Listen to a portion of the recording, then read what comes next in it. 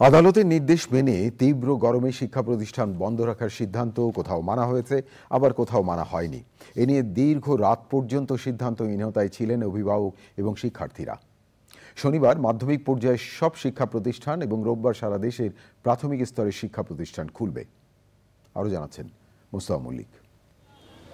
ঈদের ছুটি শেষে যে মুহূর্তে শিক্ষা প্রতিষ্ঠান খুলে দেয়া হবে, সে সময় থেকেই তীব্র গরমের বিরক্তি।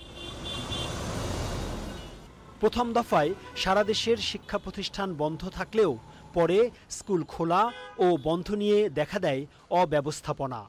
এ অবস্থায় বৃহস্পতিবার পর্যন্ত শিক্ষা প্রতিষ্ঠান বন্ধ রাখার সিদ্ধান্ত দেন আদালত। শিক্ষা মন্ত্রণালয় এ নিয়ে প্রথমে আপিল করার পক্ষে থাকলেও পরে আদালতের নির্দেশ মানতে শিক্ষা প্রতিষ্ঠানগুলোতে নির্দেশ দেয়। এই নির্দেশ প্রতিষ্ঠানগুলোতে পৌঁছতে সময় লাগায় কোনো প্রতিষ্ঠান বন্ধ ছিল, আবার কোনো প্রতিষ্ঠানে পাঠদান হয়েছে।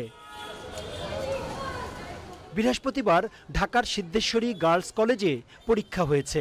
গরমের কারণে আসতে সমস্যা হয়েছে, বাট পরীক্ষা দিতে ভালোই হয়েছে। আমাদের আজকে রিটেক एग्जाम রিটেক एग्जाम।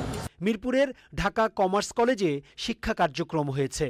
ঢাকার 7 কলেজের মধ্যে বেশিরভাগ বন্ধ থাকলেও সরকারি তিতুমির কলেজের কয়েকটি বিভাগে ক্লাস হয়েছে।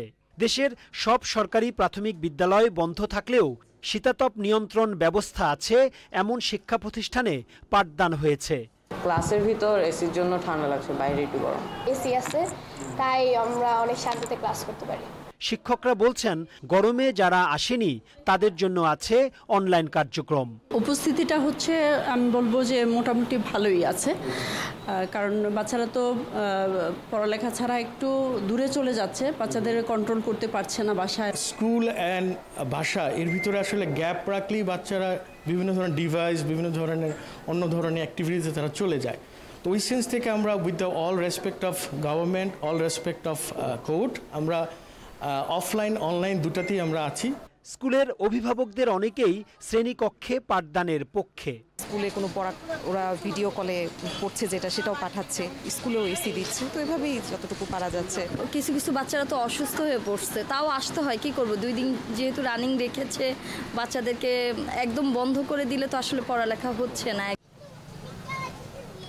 সবকিছু ঠিকঠাক থাকলে শনিবার থেকে মাধ্যমিক পর্যায়ের সব শিক্ষা প্রতিষ্ঠান এবং রোববার থেকে সারা দেশের প্রাথমিক স্তরের শিক্ষা প্রতিষ্ঠান খুলবে।